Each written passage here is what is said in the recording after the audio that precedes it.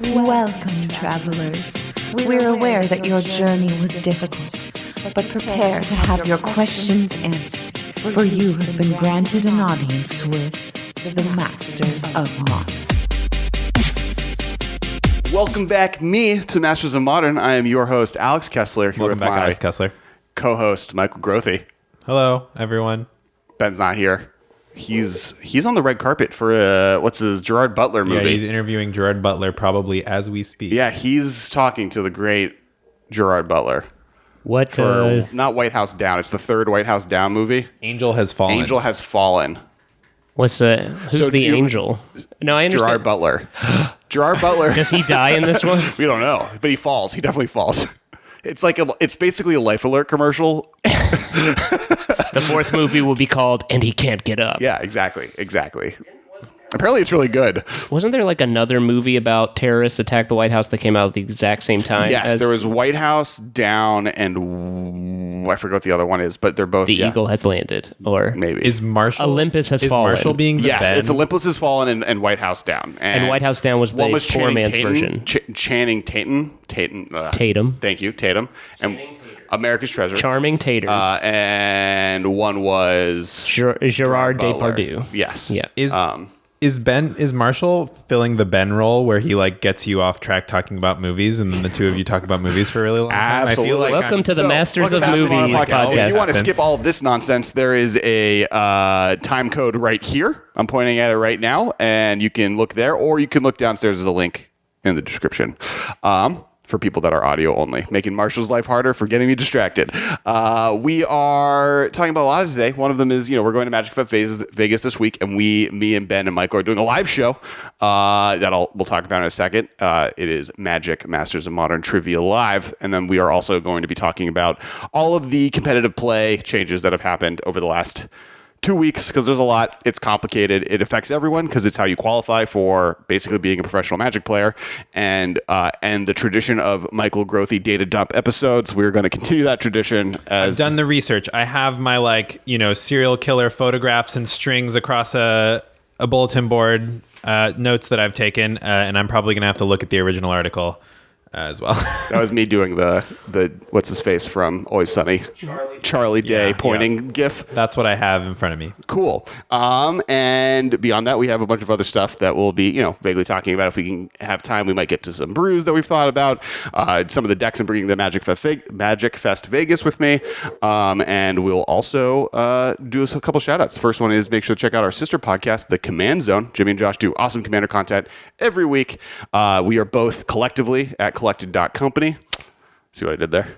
It's a website. There's no .com. It's just collected.company. You can find us on iTunes. We have a great YouTube channel. If you haven't subscribed, please subscribe. Hit the bell. Like, comment. What I'd love to hear your comment is which deck you're bringing to if you're going to Magic Fest Vegas. We'd love to get a comment. Also, if you have a trivia question, please comment it as well on the video, and it might get chosen to be part of the game. Wow. Yeah. So post some trivia, Magic trivia with an answer. Our favorite ones will get posted, and we'll if there are good ones that we haven't gotten already or thought of already, we will use them maybe. Yeah. Do you have any Magic trivia? I can't give it away. We're doing it at the event. Oh yeah, that's fair. Okay, so let's get into that. Right? We don't have any other shout outs I have to go through. Cool. All right. So the way that Magic trivia is going to work. If you guys have watched the Schmodown, Ben Bateman's other trivia adventures, it is a similar format to that. So me and Ben will be kind of doing live commentating and then asking the questions. Michael will be helping with scorekeeping. We'll have 3 teams of 2. The teams, and we're officially announcing it here, will be Team 1 will be Gavin Verhey and Matt Tabak. The other one will be Team Wizards. Team Wizards. They'll be I'm sure they're way coming up cooler with a cooler team name. names. Yes, absolutely. There'll be Olivia and Tappy, who are his team cosplayers. They have actually come up with their team name, which is Sistafissers, which I have to say correctly, which I'm so intimidated by. There's so many. Just get Ben to say it. Yes, perfect. And then the Commander and Podcast has introduced Shivanbot and Phil DeLuca as well as Team 3. So we got some Commander people, cosplayer people, and Wizards people all battling off in trivia that we've thought up. There's a bunch of different categories similar to the Schmodown format. So Yep. there will be randomly selected categories. It'll be like modern, storyline, artwork, Magic, Pro Tour history, Commander, standard, Commander. Keywords. Yeah. Right now I have all kinds of iconics stuff. as a thing, which that may not happen because I only have one question so far there. We'll figure that Don't- out. I mean, like if it's an underbaked category, Well, but if give it people away want to now. put questions in the comments, We'll properly categorize your question. I'm not worried about that. If we have to have a miscellaneous category, we can. We're also going to have some amount of audience participation where we ask a question. If the contestants don't get it, then we'll take answers from the audience and we'll give you like a booster pack or yeah. whatever. So if you- make sure to show up. There'll be free giveaways. We'll be giving Right. away packs. We'll be giving away drop dot love 'em exclusive dragons. we have little dragons that you can get. There's one. Yeah. We might have some Masters of Modern playmats that'll be part of the giveaway. What? Yeah, so- remind us so come again to the what show. time and what day? It'll be on Friday at Magic Fest Vegas from 5 to 7. So, and it'll be on the Channel Fireball panel stage. So just at 5 o'clock, be there or be square. Yeah. And there will be free giveaways, opportunity to participate in trivia, and it should be really fun to watch. Yeah, really excited. All right. So remember, I'm going to say it at the end of it, at the episode, but saying it one more time. Friday, 5 to 7, Magic Fest Vegas at the Convention Hall. Get hyped. All right, now it's time for us all missing Marshall because he's not going to Magic Fest Vegas. But you're going to somewhere exciting. I've Yes. donated board games to it. It's true. I'm going to Burning Man. So if you're at Burning Man, Marshall will be there. And if you're going to Burning Man, we're going to be hosting a Conspiracy 1 draft at Nice. Enchanted Booty Forest on Thursday. Will you also have, are you still doing the library? Yes, well, I camp with the Black Rock Public Library. Come on by, check out a book. You can check it out for a whole year, but you got to bring it back at next year's burn. And we also have board games that Yeah. you can likewise check out. And you must return with all their pieces or equivalent replacement pieces of your own design. I've donated board games every year, I think, to the Black Rock Library because I buy too many of them. They are well loved. All right, now talking about NPL. So, NPL and professional Magic play, etc. A big announcement happened last week. It happened, I think, after we recorded last week's episode. Yeah, it was the day after. It was a Wednesday announcement, which is very inconvenient for us Tuesday recorders. But Yep, absolutely. I'm expecting a bunch of stuff to be announced tomorrow. Luckily, there was a big announcement this Monday. It was mostly just like all the licensing agreements Wizards has made for the year. yeah, so like Magic Arena on Mac, Magic Arena is going to be exclusive to the Epic Finally. Games Store, which actually is nice. I mean, I know that there's some controversy about the Epic Games Store, but I think that it will really improve the launcher for Magic Arena. Sure. I find the launcher to be really buggy. Like every time it has to update, I have to like re-download the launcher and start it up again, and then sometimes it doesn't work and it logs me out, and it does a bunch of annoying stuff. I think the Epic Games Store is going to streamline a lot of that stuff. It'll also obviously provide exposure for the game because the Epic Games Store is more of a curated collection of games where there's fewer on the platform and they do a better job of like pushing them to the front page. So I thought that was relatively funny because the Epic Games thing is like a licensing deal that is the big piece of the announcement, Yeah. and there's PR like stuff that goes into that. But in reality, the bigger announcement was the Mac one to Yeah, I like know. most I people, mean- and it was like buried under the lead as part of the announcement. I try and stay current with a lot of like video game industry news as well. And so the Epic Games Store is like such a huge player in the video game industry news because they make Fortnite, and the Epic Games Store is basically the first big Steam competitor that is ever like existed. emerging. Yeah. Yeah. So it's like a super big player in PC gaming, which I'm also passionate about. So for me, I was like, Epic Games Store, wow. And then I go to Twitter and everybody's like, on Mac? And I'm like, oh yeah, I guess that's cool. Like, I will be streaming a Magic Arena immediately because it's on there's Mac. going to be instead tons of more now. people streaming it, and there's going to be a lot of people playing it. That I already it's have. cool. I can show you on my computer the introduction to MTG Arena's Creator Hub, how to stream page opened on my Mac. Well, and due to the announcement. especially with Brawl coming to Arena, Oh yeah, it's like really just made for Brawl's Alex one of those Kessler. formats. Like right before we started talking, Michael and I were talking about like the unfortunate thing is like because they kind of announced Brawl like early before they could really optimize it for Arena and come out with these Brawl decks coming out. That the format like came out.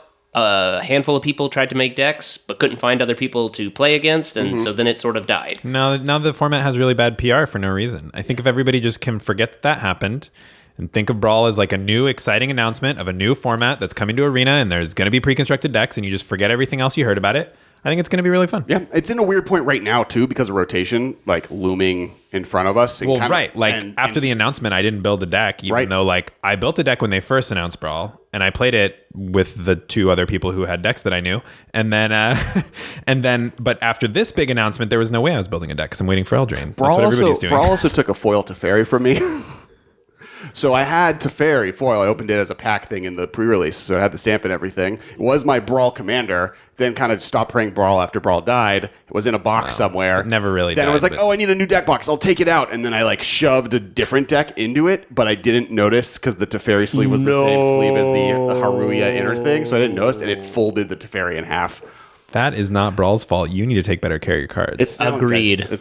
I will play with it forever. It's in an all foil commander deck. Sure. I don't care that it's folded. But I mean, I've like built 4 Oathbreaker decks in the last 2 weeks, partially just because like I'm excited for Singleton 60 card, and once Brawl is available on Arena, I'm gonna jump head first into that. Especially because like I feel that's the closest I'm gonna get to like more of an Eternal format, just like from a like you get to play cool stuff and brew more. What about Modern? I hear that format's pretty cool. It's just never gonna be on Arena. That's true, yeah. But yeah, I mean, Singleton and 60 card is really cool. As you know, Alex and Ben are both big fans of Highlander Roulette, which is like a 1v1 20 life competitive Highlander format. You play with 600 cards instead of 60. I'll also be playing, like my plan is to try and play a lot of Historic is what it's being called, the Eternal format on Arena. I do think they need to add Shadows over Innistrad and Kaladesh back into the format. I'm over it. But I didn't want any of that. I don't care about the Eternal format on Magic Online and on Magic Arena, and probably nobody's going to care about it because they're not going to do anything competitive for it, and it's never going to come to tabletop. What they should have done was compensated you for your cards that were rotating, because that's what Hearthstone does. They should have just given you, like, for every 10 mythics you have that are rotating, you get 1 mythic wild card. Yeah. Same for rares, commons, uncommons. I agree. So that way you get to build up a new collection after rotation, and it doesn't feel really bad when all of your cards are just relegated to this format that nobody plays. Because Hearthstone had the same problem with Wild, right? There's a Wild format in Hearthstone where you can play every Hearthstone card ever printed, except that like nobody plays it, and so nobody cares about it. They don't do tournaments for it very often, and so for the most part, when your cards rotate, they're dead. And Blizzard gave you the option to play them, but they also recognize that those cards are basically dead. They're like, here's some dust when your cards rotate, right? I mean, it's like a quarter of their value or something. Right? You can also dust them, but they give you a quarter of their value straight up. If you want to dust them, you get another quarter of their value. So you can get half of your rotating cards value. I'm not even asking Wizards to do that much because they have a lot more cards in their game than Hearthstone anyway. Each Hearthstone set has like 50 cards or something. Sure, and each Magic set has like 250. But that's because limited is a major feature of totally. and Hearthstone is not. But their games are very different. But because like their rotation is basically the same, it feels like we should get something for the cards that are rotating, and we don't. And I'm really salty about it. But I guess Historic. I'll still probably play Historic, especially because it'll eventually grow bigger and bigger, which is what it'll start resembling Modern more closely. Right. I also think like Historic Brawl sounds really exciting too. Like I think that actually is probably more where you'll hit up Arena Commander. Yeah, Arena Commander. Because I mean, I could be down on board for that. I'm about a commander that's free of some of the worst offenders in the commander format. No Cyclonic Rifts, no Deadeye Navigators, Palancrons.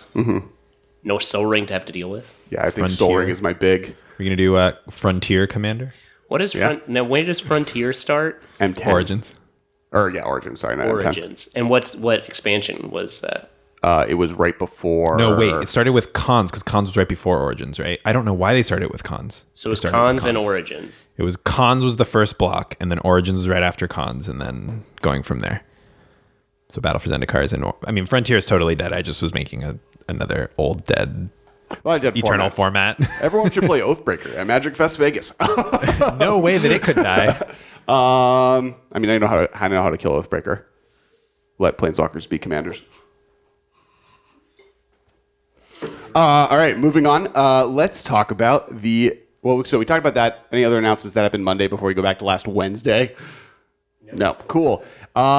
There's a whole new system. They have made our lives so much easier because now everything isn't called Mythic in paper Magic, at least anymore. Well, they made our lives easier and harder because it also looks like this. Hey, look at that chart. So let's get a brief. Yeah. So I guess basically in At the end of 2018, after Arena came into open beta and everybody was playing it, and Wizards wanted to capitalize on the hype, so they came up with kind of a half-baked new system for organized play that included the MPL, which was a Magic Pro League. It was the top 32 ranked pro players. Since then, they did a Mythic Invitational where they invited a bunch of, popular streamers, and you could also qualify through Arena. And then they also have, there's been a couple of people who have been booted from the MPL or left, and those people have been replaced either through, other top point earners or, basically we have to fill this slot as quickly as possible. We're going to find somebody that we like. And now, but through this whole time, nobody knew how to qualify for the MPL. It was basically, they picked it kind originally of invite only based on best performers in tournament play, kind of. Right. But they didn't have a criteria for the next year because there were no more pro points. So the top pro point earners don't mean anything anymore. Whereas originally that's what the 32 were. So they announced basically what the future of the MPL is, and by extension, what the future of all of Magic organized play is, including, synergizing paper and tabletop Magic and Magic Online. Right. So the way that they did it is right now they have Mythic Championships. They're no longer going to be called Mythic Championships, but it's Mythic Championships for paper, and there's Mythic Championships for Arena. They're totally separate. You qualify for them in different ways, but they both feed Mythic Championship. Mythic Championship in paper is now called the Players Tour, right? And then that is basically so it's a little different from a Pro Tour. It's regional. They introduce basically another layer to paper Magic. I guess we'll start with paper. Arena is actually simpler, just because Arena is just standard and draft, and it's pretty easy. But paper is pretty complicated. So basically, the paper organized play structure looks something like you got PTQs, which are back. They're Players Tour qualifiers. And they function similarly to how PTQs have kind of existed for the last year, where there will be... So it's going to be a big MCQ. It's going to be a big Single-day MCQ, tournament. Single day. It seems like they'll give out a few invites because they're supposed to be bigger. And there's WPN qualifiers, which are more like PPTQs. They're smaller. Every store gets to run one. Sure. I think it might be every store that clears a certain threshold of player base, consistent player base. Right. So they're already ranking stores based on that for allocation purposes and for how many promos they give you and stuff like that. If you don't know this, every store is ranked just based on how many individual players are consistently playing at those stores. There's a few metrics that we don't have to get into all of them. But but basically they're ranked, and there's like new players, repeat players. They have two categories of repeat players. I didn't do the research on this, so I don't remember the terms off the top of my head. And now you're going into it. So I know you can't get me started, Alex. All right, so it's complicated. Let's go through it. There are multiple ways to qualify for a player's tour, and they are similar to what pro tours were before. But it's kind of what a pro tour was mixed with a regional PTQ. Wait, I'm starting at the bottom because these are the events that people are most likely to play in, right? I mean, unless you're already a pro player and you're watching the show. Which, all right, so you have... so you got PTQs, you got WPN qualifiers. There's the Premier Series, which is something that is a new way to qualify for the Pro Tour. It currently includes the SCG Tour and the LATAM Magic Series, which is run by Bazar de Bagda in Latin America. They're like two non-Wizards tournament series that are now going to be qualifying you for official Wizards organized play. So that's something that's new and big. I mean, SCG has always had their own tournament circuit with their own prize money, their own players championship that you can, fight to qualify for. It's basically similar to the Wizards system, but a little bit smaller in every way, right? It's only basically the eastern half of the US, and it's much less prize money, much less, bright lights shining on you, fame, fortune, everything else. But now that can now qualify you for a players tour. So that's interesting and exciting. And they said they're looking to expand that program to other tournament series. So we'll see where that goes. GPs, top 8 of a GP will qualify you for the Players Tour. But I guess we'll get to this later. And then MTGO will still have basically what are now MCQs. They'll be PTQs, and they qualify you for the Players Tour. The Players Tour is now regional, and it is there's 3 every season. One in the Asia Pacific region, one in North America, and one in Europe. Not North America. It's the Americas. So The Americas, my mistake. So likely, if I were to guess based on how this has happened previously, there will be 3 of these a year. 1 every other year will be in South America. Yeah, so you mentioned 3 a year. That's something that's notable. Currently, they do 4 a year, and they tie them to set releases. They've pretty much always done that, to the point where like there used to be like Pro Tour Eldritch Moon was like the name of the Pro Tour. Right. So it's interesting that it's totally divorced from that now. Now it's, this year it was like Mythic Championship 3, which was like super hard to keep track of. Hopefully they don't do that again. But someone made a joke and I don't know what it was, and I'm now sad that I don't know Roman numerals, but like eventually there's a Roman numeral that spells something that is untoward. Sure. But yeah, so there's only 3 a year, so they're not really tied to set releases anymore. So I'll be interested to see how that plays out. It means that like not necessarily every set is going to get drafted. Sure. In paper at a Pro Tour, which is unusual for Magic, but we'll see. So yeah, the Players Tour is larger than the previous Players Tour. It's about double the size. Each regional one is about double the size of a Players Tour, or maybe it's the total number of invites are double. I think the total across the 3 are double. And yeah, so it's regional. You don't have to go to the one that you qualify for. You can qualify, like if you are traveling, if you want to travel to a GP in Japan and you qualify, you don't have to go back to Asia to play in the next one. You can but you have to do it in that period, correct? You can't you can't sandbag it to a future Players Tour. I don't think so.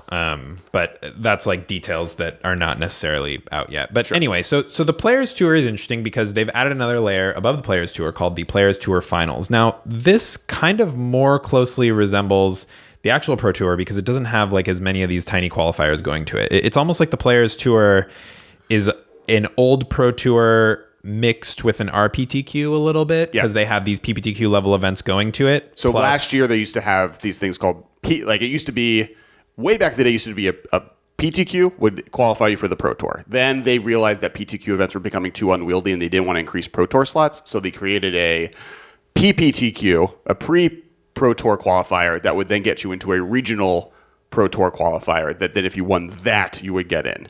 They were top 8. It was if you top 8. And that system ended up being, for many different reasons, problematic. And it is actually that system coming out is why I stopped even going to PTQs. Yeah, so RPTQs were like small regional tournaments that would be like, Southern California would have one, or like, they were pretty small. It was like a couple of states and would be the region serviced by each RPTQ. This is like the Americas basically are getting their own RPTQ. So it's like a little bit bigger, but there is a higher level of Magic play now, which is the Players Tour Finals.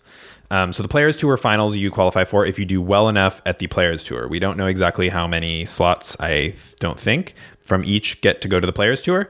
Also at Players Tour Finals, Also, if you win a Grand Prix, you automatically qualify for the Players Tour Finals. So top 8 gets into the Players Tour. Top 1 goes to the Players Tour Finals. So there are now 2 levels of PT, Pro Tour, Players Tour, whatever. One of them being lower and one of them being higher, right? Then at the PT, so that's all of tabletop, right? It goes all the way up to the PT finals, and that's like the PT finals is like the highest level of organized play, similar to the Pro Tour. Is there still there are 3 of those a year, so there's only 1 of those a year? There are 3 of those a year. 3 of those a year as well. So each of these are seasonal. Season, correct. And if you qualify, you'll go to your season. And I believe at the end of the year there is also a World's Championship. There is a World Championship. It's similar to the old Players Championship which they did at the World Championship. It's 16 players. And it I'm is get to how to qualify to that because I have to explain more of how organized play works. Yep. But basically that's the path to the Pro Tour, right? Sure.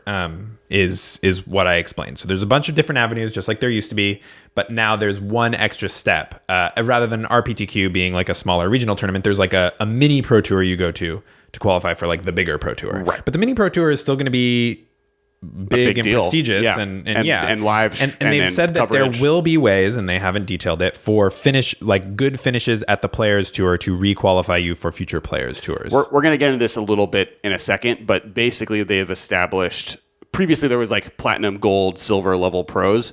that still exists in some format. What Michael just described of like you can kind of grind good finishes into more finishes will kind of become what used to be gold/silver, where there's other levels above that now of like pro player, but that kind of player will still be able to exist. We just don't know what it looks like and what it's called. Somewhat. There is from the old gold, silver, platinum, there is some missing components that, some pro players who used to be gold, silver, platinum have complained about. And Sure. We'll get into that when I explain the rest of the structure. So now there's Arena. This is the other way that like the average person is going to get into Magic Arena or Magic organized play.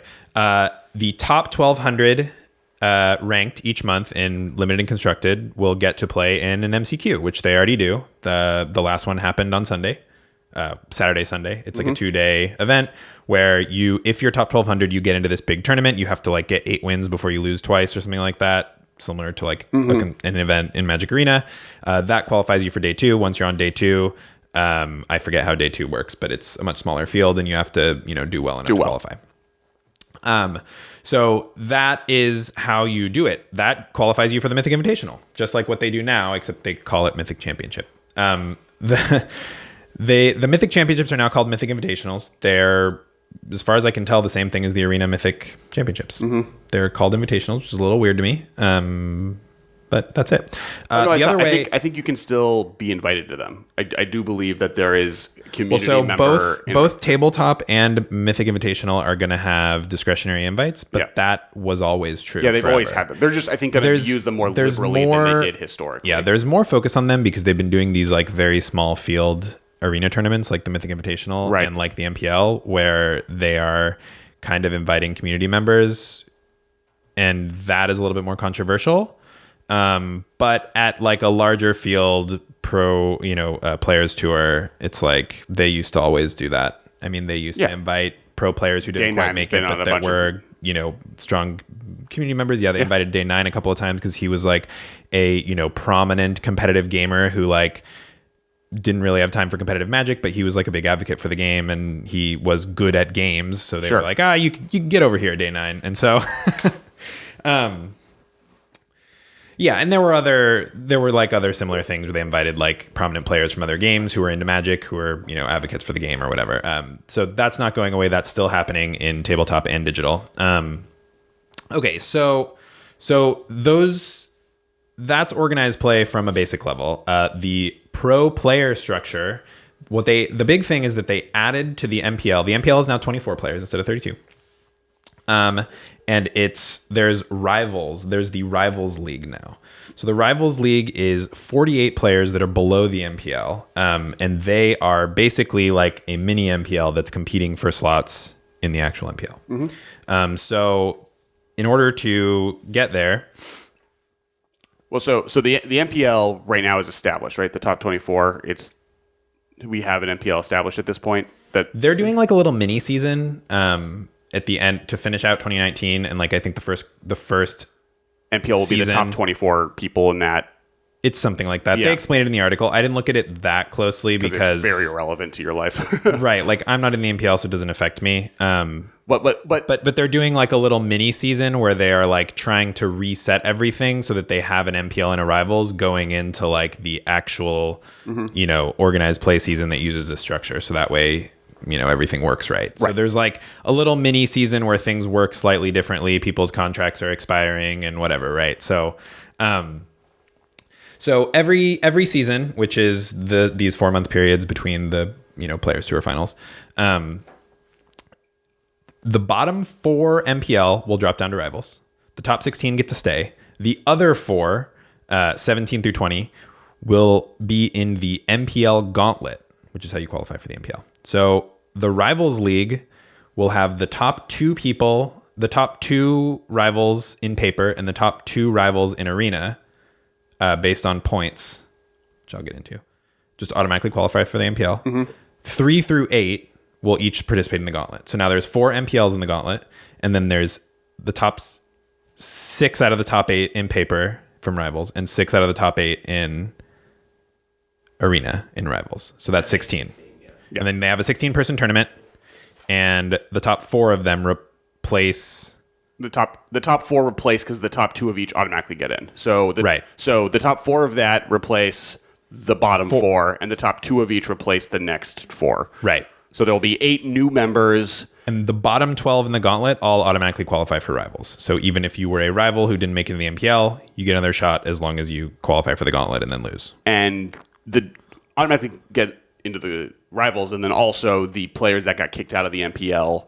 They also drop down to rivals. If you're in the MPL, you can't just like be out unless you do something bad. And so when I described platinum, gold, and silver, platinum is kind of the new, or people have described it even as super platinum, is the new MPL is super platinum. I mean, you're making way more money. You're getting way more invites to stuff. Rivals is more like platinum. What platinum used to be. And then gold/silver is now the new qualification system that we actually don't have too much information on exactly how it works yet.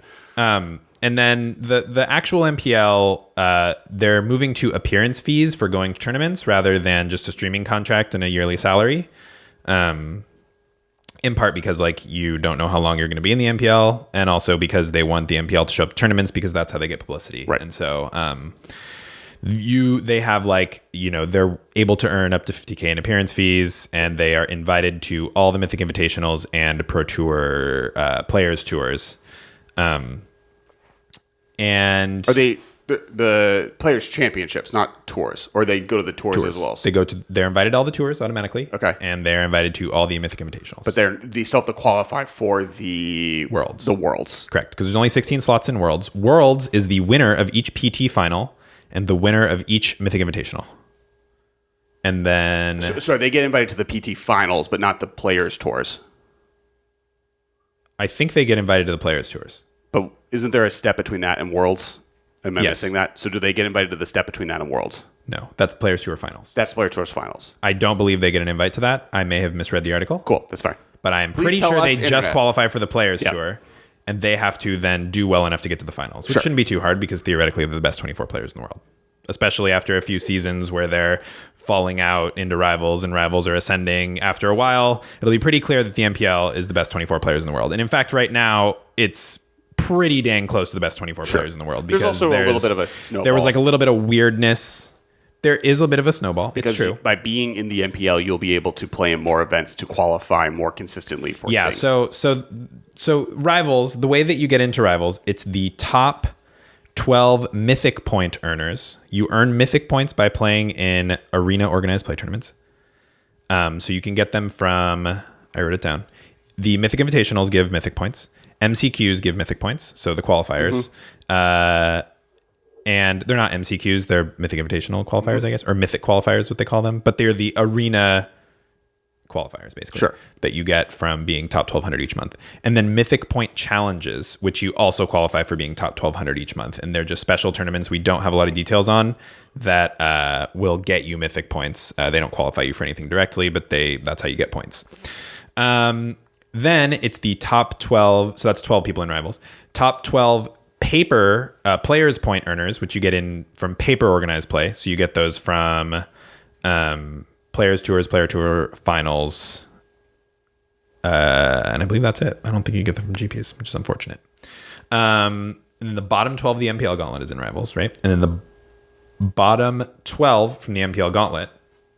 So, that tournament that the Rivals got to participate in, try and ascend. If they lose, they're back in Rivals. And then 6 discretionary invites into Rivals. So they're no longer doing the discretionary invites directly into the MPL. They're doing discretionary invites into Rivals, where you then have to fight for those 8 MPL slots that open up every season. And so the Rivals also get appearance fees, smaller appearance fees. They get 20K, up to 20K is what they say in the announcement. And they get invites to Players Tour, and they get an invite to a special MCQ that allows them to qualify for a Mythic Invitational. They do not get an automatic invite to the Invitationals. But there's a special Rivals MCQ that I don't recall if they even said how many slots it is, but it'll be like, I assume just Rivals, or maybe Rivals plus other invitees. I mean, the one thing is that, this is also basically broken down into a 4-month schedule. So that's a lot of tournaments that each of these Rivals and MPL players will have to go through on a regular basis. Yeah. Just in that period of time. That is a pretty consistent amount of gameplay. Now, the appearance fees is a yearly appearance fee, though, not a seasonal appearance fee, or is it seasonal? I have no idea. Okay. because This is a really long article, and I took notes on it, and I wasn't super concerned about the appearance fees because I'm very unlikely to be receiving them. sure. But basically, I'm trying to yearly, but it's weird because it's since how seasonal it is. Yeah, I mean, it's very seasonal. You could be in the MPL for 3 months and you could drop out. Right. It's unlikely 4 because months, you just have to be in the. Well, you would drop to Rivals, I guess. Well, no, but 4 months, right? 4 You be in the MPL 4 months, you drop down to Rivals. Then it'd be another 4 months, you drop down to nothing. right. And you mentioned that. And so you have a lot of chances to get back in, basically. Right. You mentioned that we used to have a Pro Tour per draft format. That was also kind of in a world where core sets were built more to be played in a professional drafting environment, where now they've specifically stopped doing that. Yeah, I mean, they haven't announced the schedule for next year, so we don't know exactly when the Pro Tours are. Yeah, it's possible that like core set is no Just not gonna longer be the featured as a draft format at a this year. players tour. Right? Because this year it was Modern Horizons. Modern That's true. Horizons. That's true. So, and I can imagine that every year is not going to have a Modern Horizons level draft product in the summer, and it's probably easier just to make it I don't know about that, but maybe not one like that's Battle as Bond. competitively minded. Correct, yeah, that's what I mean. I meant competitively minded draft format because Battle Bond or Conspiracy 3 aren't going to be Yeah, but they do like a MPL Masters formats. set, and they've done GPs for Masters sets. They could theoretically do a Masters Pro Tour if they wanted. But they Master sets are done. They've said They they're got done. replaced by Modern Horizons. I'm Yeah, just yeah. saying, like they've done other similar products just because Legacy they don't Horizons. call them just 'cause they don't call them Masters sets anymore. Oh yeah, so there's 3 tour tours. The thing is, there's also 3 Mythic Invitationals every year. Sure. And so like every draft format will be featured in one or the other, I assume. It's just like if you're a paper player, there's going to be like who's not that interested in Arena, there's going to be a draft format that you can ignore, which is weird to me. Like that's never been true. Like if you go to every single Pro Tour, if you're just like on the train and you like are chaining together finishes enough to keep being on the Pro Tour, there's a draft format that you can just ignore and never play it. Well, and but that's so wild to me. I mean, A, most of the master sets have been that, and B, Okay, but that's not what I'm talking about. You know that's reintroduced not what core I'm talking sets, about. when they reintroduced core sets, they said the point of this is not to be as professionally focused of a draft format. Like that was part of the announcement, and it's held true into this year where it's not part of the Pro Tour. Sure. And But like those cards are legal and standard. It's not like it's sure, just totally outside of competitive play, like an unstable or like a battle. Yeah, like yeah. it does exist in competitive play. And in fact, you can still every month draft some M20 and get top 1200 limited ranking on Arena, and you can still qualify for the Pro Tour playing M20. You could do it on Magic Online too. Like heck, you can play an MCQ that's M20 sealed. Like there's a lot of opportunities to qualify for the Players Tour playing it. You just might not get to play it at the Players Tour. So it's still involved in competitive, like every draft format of a standard set will be involved in competitive play in some way or another, and you get to qualify for things using it. It's just weird that it won't be featured on the big stage, right? Like it feels like they want to promote all of their releases on the big stage and show you the best players in the world playing with those cards. And now that's not true. right. It's weird to me that it's not, because like It's not that weird to me at least. It's not that weird that a core set. I'm is just no like a longer being hardcore featured that limited way. player. Sure, So it's weird to me. but yeah, fair. That's the way it is. Yeah, I guess. But I think it's important that they like are allowed to use core sets for something that's not limited focused, right? That I think that's part of it, is that they want to have more There's like freedom designing 250 those cards. sets. There's 250 cards in a set. It's like there are enough cards to go around that you don't have to just like, oh, this isn't for draft, so we could just do whatever we want. But Like they you can do, have so many. They can do Titans now, and like I mean, I don't think they want those back in standard, but something that's so limited warping that it would make it a bad Just put professional those at play. Mythic. Still, what was? They I already- mean, you just automatically win. It's like Elish Norn and Modern Masters 2. Like you just win by having it. The people that won that GP. I mean, like Liliana Dreadhorde General is. I mean, it basically happens that regularly at too. Mythic. Yeah. that's Ugin fair. was a rare Well, that that was a big basically play did to War of the that. Spark. And it was colorless. You could put it in any deck. Yeah, but it's not unique to War of the Spark. Sure. That's, like most sets have some crazy unbeatable bomb. Often they put it at Mythic, which is nice for limited. Sure. But like, I don't think that those ruin draft unless they're super frequent.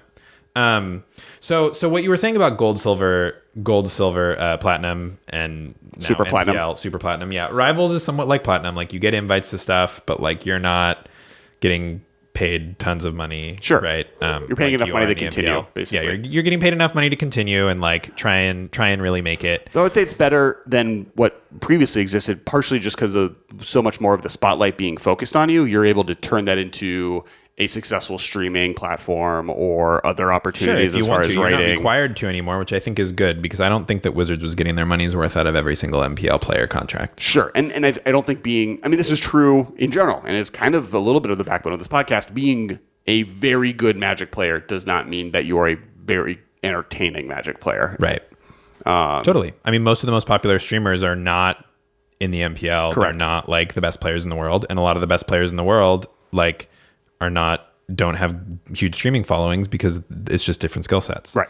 And I think that's what Wizards figured out over this kind of MPL trial period that we've had over the last year. And that's why they're doing appearance fees instead of that. But obviously you can leverage this into your own streaming brand. And if you do, I'm sure that there are opportunities for Wizards to be like, hey, we're going to pay you some money to like, you know, be in this, like be on our weekly MTG Twitch stream or whatever. Right. Like, right. Well, I mean, like in general, the more Wizards succeeds with making an arena a real focused on esport environment, the more potential there is for different players to be successful in that environment, especially where Magic has a much larger financial backbone to it outside of even Wizards' control than any other game. Not any other game, but most other games out there with the secondary market. It's how Star City Games exists. It's how Channel Fireball has existed up to this point, where these are both venues that have been able to pay players to come up with written content or make videos or whatever, and through that make money on it. And the Rivals gives the benefit to these players to do maybe just be a Star City Games writer or be a Channel Fireball writer or be a TCG player writer. And that's always been true of pros. I think it's more true if you're an MPL or a rival because like Wizards is like featuring you and putting your picture everywhere. Exactly. But yeah, so that's like platinum and MPL being super platinum. Gold is what kind of doesn't exist. That was where you could kind of chain together enough pro points to qualify for the next few pro tours and build up a buffer. Mm-hmm. It seems like you can't build up a buffer under this new system with the way they've described it. You can, at a players tour, do well enough to not qualify for the finals, but qualify for the next players tour. Mm-hmm. They've said that you can do that. We don't know how well you have to do for one thing. For another thing, that's not a buffer. That's one more. You get one more chance. And you get one more chance after that. What Gold allowed you to do was build up a buffer of like a couple of pro tour invites so that you could then, you know, have a few chances to get enough points to become platinum or get enough points to be gold in the next season. And you could kind of slowly build up until you get there. Mm-hmm. But this doesn't really have anything like that. This is more like silver, where you get one invite. Silver, you got one invite to a pro tour. You also got buys at GPs, which I assume those are going away. No, I imagine buys are still around. Who gets buys? It's based on points of some variety. I don't know. But anyway, you would get buys, and then you would also get... It'd be so interesting if buys are just gone. They're kind of lame. Sure. I mean, whatever. Yeah. This isn't a discussion about buys. But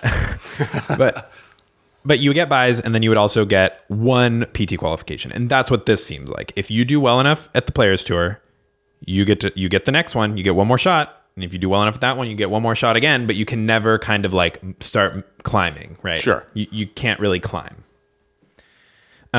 So that was the one big complaint against among a lot of longtime pros is that's how they became a longtime pro is they built up this buffer, they kind of climbed the ladder, and eventually they became platinum, or they were just gold for 10 years straight and they just were like a fixture on the pro tour. They just went to every PT because they had kind of climbed to this status that allowed them to kind of maintain a steady course without spiking an event. It was interesting because there was not really a monetary reward for accomplishing that, but there was a consistent play reward that was available. And now they've kind of flipped it where there's a monetary reward for being able to eventually be good enough to do it. There's just not a consistency of play, right? And the effort that you can accomplish. And I've seen, the nice thing about this whole change is it definitely feels like a very good response to a lot of the critique over the last year. And they weren't going to get it 100% perfect. I mean, maybe there's a universe where that happened. We're definitely in the darkest timeline in a lot of ways. Spider-Man just got removed from Disney. I mean, there's other things, but I don't want to talk about the podcast. But the fact that they listened to player feedback, they went through all of these things and worked towards creating a system that does accomplish a lot of the complaints that people had into the MPL last year is great. I think they did a lot of good work. I think they have more to do to get to the next point, and hopefully they're listening to the pro community in a way that lets them be like, oh, we need to work on how silver and gold work. We need to work on how XYZ happens and get to the next steps. And some of it's also just going to need to happen first, and then as it's happening, they'll learn somewhat how the MPL worked.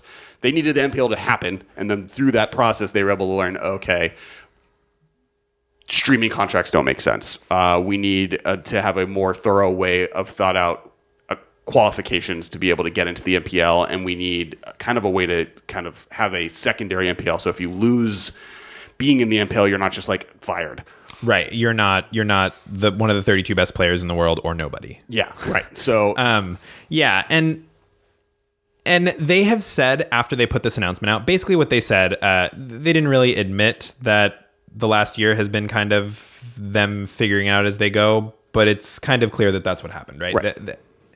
The Magic Arena open beta came out, had a very strong release into open beta. Everybody was playing it. They had the competitor artifact came out at the time, if anybody remembers that, and it was also starting to gain some traction against the pro community. And so what they needed to do was they felt like they needed to strike when the iron was hot, when Arena was like taking off, and they had clear competitors emerging in the kind of TCG esports category, and they came out with the MPL and the organized play changes, and they kind of winged it. So now they have said that they were spending that time coming out with this and really formulating it. And they were listening to player feedback, but not kind of letting us know that they were. They were just kind of internalizing all of it to create this. Now that this is creative, they have said that their next focus for organized play is to listen to people's feedback and figure out how to make this the best it can be. Yeah, part of the announcement was literally them saying, we could not have talked about what was going on with this as we built it until this moment, but now that we're here, our plan is to be extremely communicative moving forward in so how we plan this. All the Wizards, like competitive facing social medias have all been like, let us know if you have any questions. There's like the director of esports who used to be at Riot, who presumably, helped build this based on his experience at Riot running the LCS and everything else. He said, yeah, hit me up on Twitter. I'm answering questions. So so it seems like they're receptive to feedback. Obviously, it remains like anything that Wizard says, it remains to be seen a little bit since they are not the best at communication, but they have said that they're making an effort, which is often more than we get. So yeah. Well, big thank you to Michael and Marshall for helping, as always. Thank you for the data dump and doing all the research that you do. Big reminder, we will be at Magic Fest Vegas doing our trivia show. Be there or be square. There'll be giveaways. There'll be cool questions being asked. There'll be awesome teams. Me and Ben will be hosting. Thank you to all the people that are going to be there as part of our contestants. It'll be on Friday from 5 to 7 at Magic Fest Vegas. I will also be in the Command Zone jamming Commander games and Modern games. I'll have at least 2 Modern decks with me, if not more. I like lending 3 Modern decks to people. Yeah, that's what happens at Modern GPs. Is if you're not playing, you lend your cards. That's what happened to me at the last one when I lent Ben my cards. I am a Modern deck bank because I like having them, but I can't play 8 different. I can't enter the tournament 8 times. And I'll at least be at the Magic Party. There'll be cool stuff going on. Definitely check it out. I'll be around. I'm playing in the main event though, so wish me luck. Yep. Good luck, Michael. And then we will also, be hanging out. Looking forward to see everyone. Make sure to follow us on Twitter. We are at the MMCast. I am at Kes Wiley. I'm at Dudard, Dudardd. We have a Facebook group. Make sure to follow there. We have a YouTube channel that you are hopefully watching on, or if you're listening to the podcast, go check out the YouTube channel. Yeah, even images. Even if you don't watch a lot of YouTube, like I don't, just go subscribe. Yeah, anyway, it's helpful. You don't have to watch the videos, just like up our numbers because you like us. That's what I did. Yep. I never watch any YouTube videos, but I go and subscribe to all my favorite creators that I listen to, podcast or watch their streams or whatever, just because like I want to support them. So you get to see how much I fidget while we're on camera. You get it's to a lot. Also, if you want to write a review on iTunes, that's always appreciated. Make sure to check out all of the other good things about us that we shout out every episode. I believe there was a thing that shouted stuff out that was pre-recorded. And thank you. No, there wasn't. We don't do that anymore. So Command Zone, Twitter, Patreon, Facebook. We have a Patreon, and it's really important. You get a bunch of cool stuff. You get the unedited version of the podcast, which is just 100%. If we swear accidentally, if we say something that's just so Masters wrong, of Modern After Dark. we say something just so incorrect that we decide that we don't want it out in the world. Marshall will sometimes be like, "You're like, for Extreme instance, mispronunciations. yeah, I explained all of the trivia rules, and Marshall may cut those out because it was I'm just definitely a kidding. lot of content you don't need to hear. But That if you want, is it's on the lousy Patreon, and you should check that out. Also, there's a Patreon exclusive part of the Discord. We have a Discord, and if you're a patron, you get into the deck list patron submission section that's kind of exclusive to patrons, and then you also have a patron hangout. A lot of our patrons helped create the trivia questions we have for the show, so you get to we do that asked in kind the of stuff. Patreon section of the Discord, hey guys, if you have any cool trivia questions, let us know. And with the Patreon is what makes this happen. The fact that when you see this on YouTube, there are card images, that is 100% funded by the Patreon. The fact that all this equipment consistently works is funded by that. We can't do the show without you guys, and so we greatly appreciate your help. And we will thank you forever and ever and ever. And hopefully we'll see you guys at Magic Fest Vegas. I'm Alex Kessler. Michael Grethy. Marshall James. And Ben Bateman. Everyone wave at him and Gerard Butler. We're waving. You saved that White House. We'll talk to you next week. Thank you for your attention. See you later, alligator. This has been a production of Time Traveler Media, sending podcasts into the future.